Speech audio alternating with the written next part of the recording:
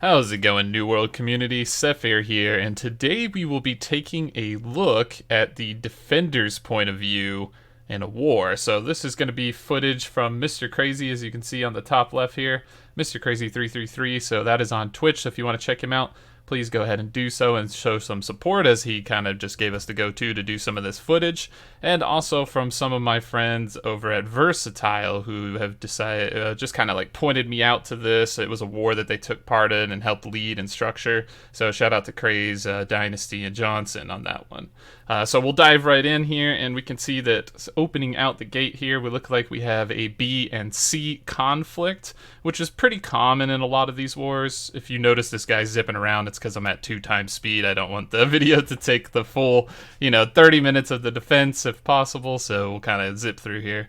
So it looks like it starts off with a B and C front. B was handled very quickly. C is still lingering, so I'm imagining that their main force is at B. So this would be a two-way split here. And we could just kind of see a win on both fronts. So it didn't seem to be too successful. Personally, I like the triple assault at the start because it forces the enemy team to react to more, like they have to divide up their troops a bit more, which seems to be the biggest problem between a really good commander and not a good commander, is the ability to micro your units.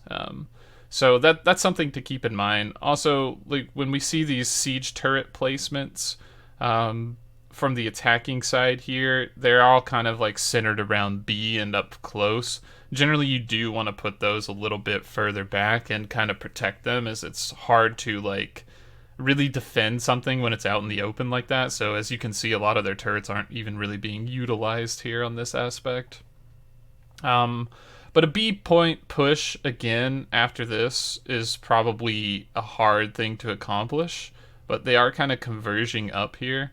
The only problem is that once you have fully wiped as a team, it's hard to really recover, because you probably have some staggered respawns and some people that aren't in the right spot. So immediately going back into action for another push may not be the play. And this is 2x speed, so they might have waited a little bit. I don't know what this sneaky grass point of view is going on here. I like it. Just trying to get some good info. But it looks like they also have some good rotates here. I see this lone man. Like, you don't want to be this guy. You don't want to be the solo guy running over to a point that's you're probably not going to accomplish much. So like sticking together with your team is definitely a good go-to. So at this point, since the attacking side has kind of wiped on their first initial push and their second one, they really probably need to consider grouping and pushing a flank, like multiple flanks, because if they try to just push one singular point, they're just going to end up in this eternal struggle war, tug of war type deal, which, I like to call the Altrek Valley. If anybody's ever played World of Warcraft, you definitely know what that is, where everyone's just stuck fighting in the middle and no one's going for objectives or anything, and it turns into quite a long game. So that's definitely something you want to look out for and avoid doing for sure. So red team needs to come up with something here. They need a multi-flanked approach, and they also need to like get their siege weapons in a better placement. And this is a huge problem because they've placed them down like right in front of B point, and all of them are there, so they're kind of like pigeonholed into this singular strategy at this point. One thing I do see probably from this team is good rotations from the blue team. We do see a couple of calls where the mage is going to be rotating here, and we're just trying to see from his point of view, but it does look like we have... Whoa, what was that damage? I don't even... Did he get shot by the repeater or a bow? Like, I'm actually interested to figure out what that is. Oh yeah, he died with the repeater. Okay, so that was weird. It didn't even look like it was facing towards him, but I guess it went ahead and killed him. But yeah, we'll get back into the respawn and see what happens. So finally we've got some action here. This is a hard rotate to C.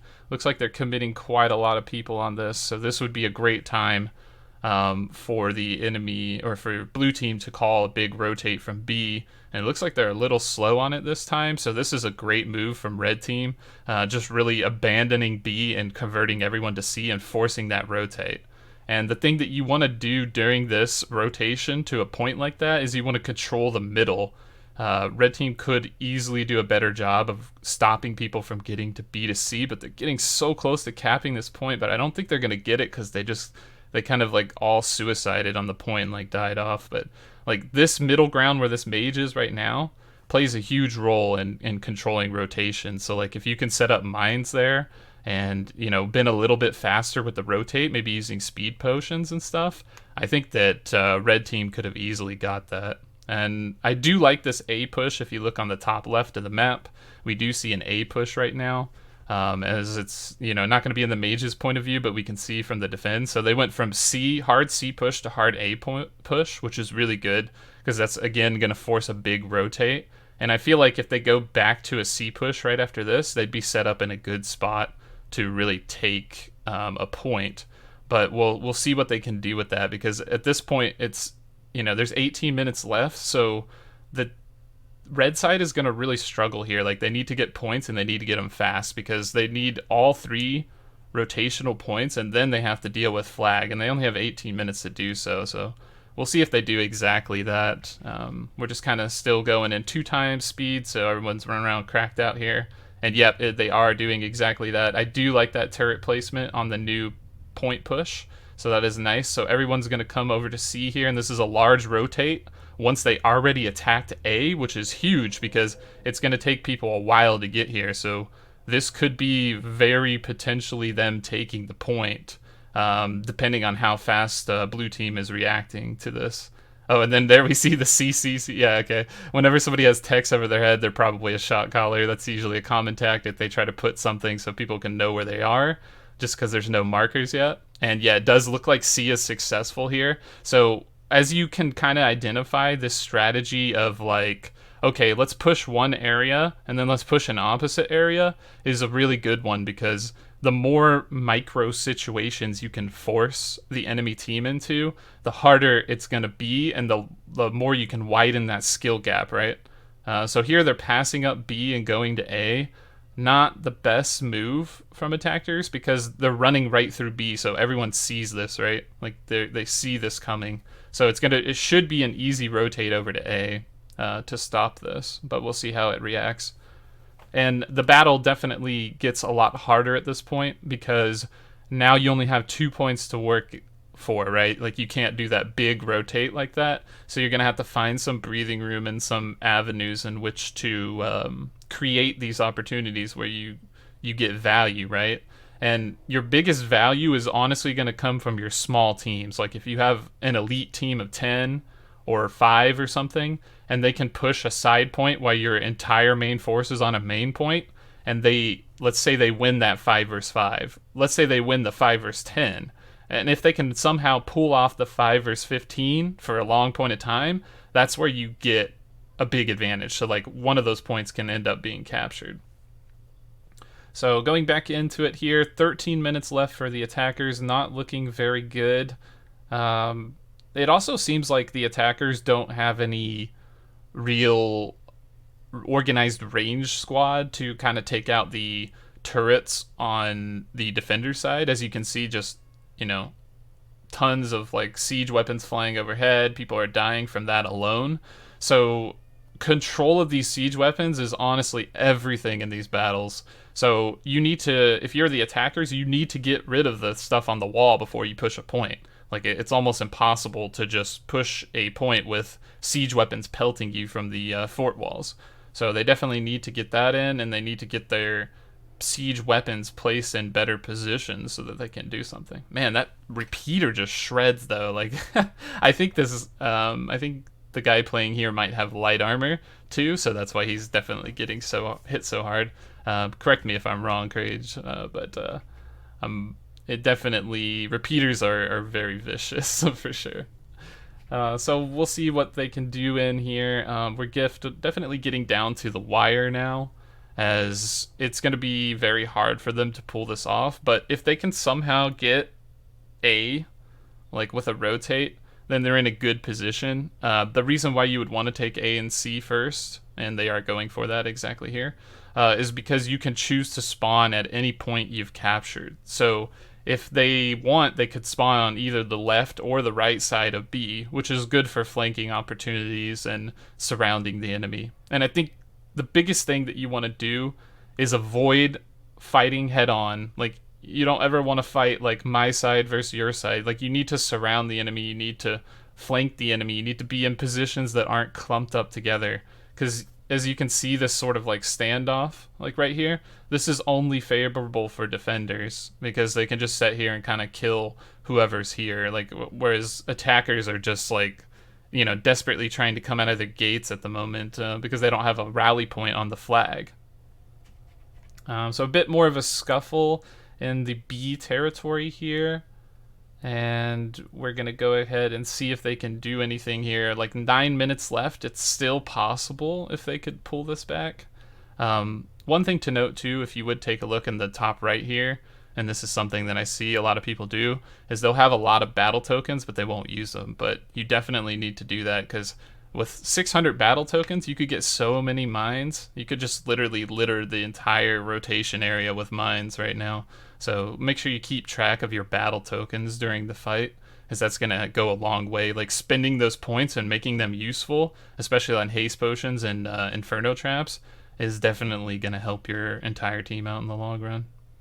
I do like his rapier fire staff build here, though. This is pretty cool. We saw some interesting like 1v1s with it earlier, so it's always nice to see. I'm a big fan of rapier as like from the mage point of view, but you know, it definitely is a 1v1 weapon. 100%.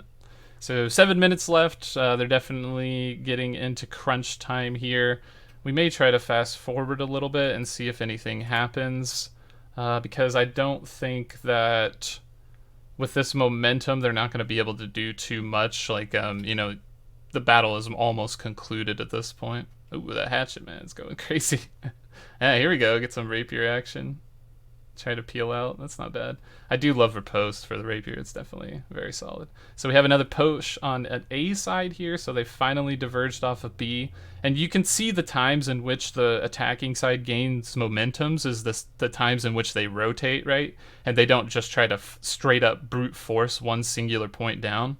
And that's also going to be the problem you're going to run into when you only have 1 point left, right? Because at that point, it's just like, what do you do? Like, there is one single point for you to capture, and the answer to that is really controlling the siege weapons and pushing up past the point, like getting to where you can control the gate and where people are spawning out of.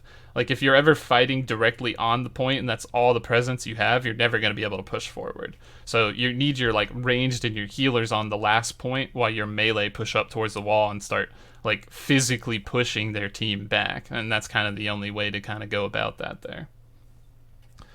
So 2 minutes left. There's definitely like no way that, you know, attackers could really do this. So we'll fast forward to the end. We do see the victory screen, and let's see if we can get any like stats here. So there's what you get for winning. As you can see, Kraze is mousing over. So very nice stuff. That's a full defense reward. So definitely want to get in these wars. As you can see, that's quite lucrative. So let's go ahead and pause this here. This is going to be an end-screen result. Definitely decent to the damage there.